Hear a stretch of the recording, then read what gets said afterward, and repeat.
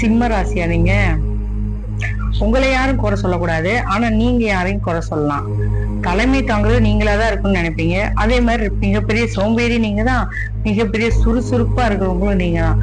சோம்பேறியா இருந்தா ஒரேடியா சோம்பேறியா இருக்கிறது, சுறுசுறுப்பா இருந்தா ஒரேடியா சுறுசுறுப்பா இருக்கிறது.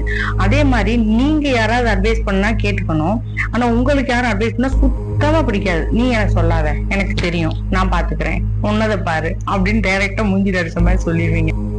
அதே மாதிரி ரொம்ப பாசம் ஃப்ரெண்ட்ஸ் மேல அதிகமா இருக்கும்.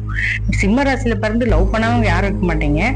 சில பேர் இருப்பாங்க, ஆனா லவ் பண்ணீங்கன்னா அது 1 2 காதலாதான் இருக்கும். கண்டிப்பா 1க்கு மேற்பட்ட காதலாதான் இருக்கும். கோபம் சட்டுன்னு வந்துருது, ஏன் வருதுன்னே தெரியல. தேவையில்லாததுக்கெல்லாம் வீட்டுல கோவப்படுவீங்க, ஆனா திடீர்னு பார்த்தா சாந்தமா இருப்பீங்க. திடீர்னு கோவம் வரும், நீங்களே எடுத்து பார்க்கணும்னு நினைப்பீங்க. ஒருத்தவங்க மதிக்கலைன்னா சுத்தமா உங்களை திரும்பியே பார்க்க மாட்டீங்க.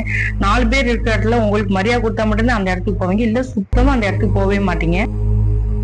மணி மைண்டன் சொல்றதை விட பணத்தை சேர்த்து வைக்கிறதுல குறிக்கோளா இருப்பீங்க. 1 ரூபா கூட உங்கள்ட்ட இருந்து வாங்க முடியாது. சேர்த்து வைக்கணும், நாளைக்கு வேணும், நாளை கழிச்சுக்கு வேணும், அடுத்த வருஷத்துக்கு வேணும். மத்தவங்களும் டக்குன்னு செலவு பண்ணுவாங்க, ஆனா நீங்க 1க்கு 5 தடவை யோசிப்பீங்க, இல்ல 50 தடவை கூட யோசிப்பீங்க. அதே மாதிரி உங்கள்ட்ட மட்டும் பகை வச்சுக்கவே கூடாது. ஏன் தெரியுமா? நீங்க மட்டும் தான் 10-20 வருஷத்துக்கு சேர்த்து வச்சு செய்வீங்க.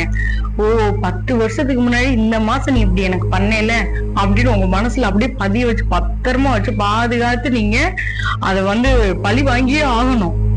அப்படிதானே?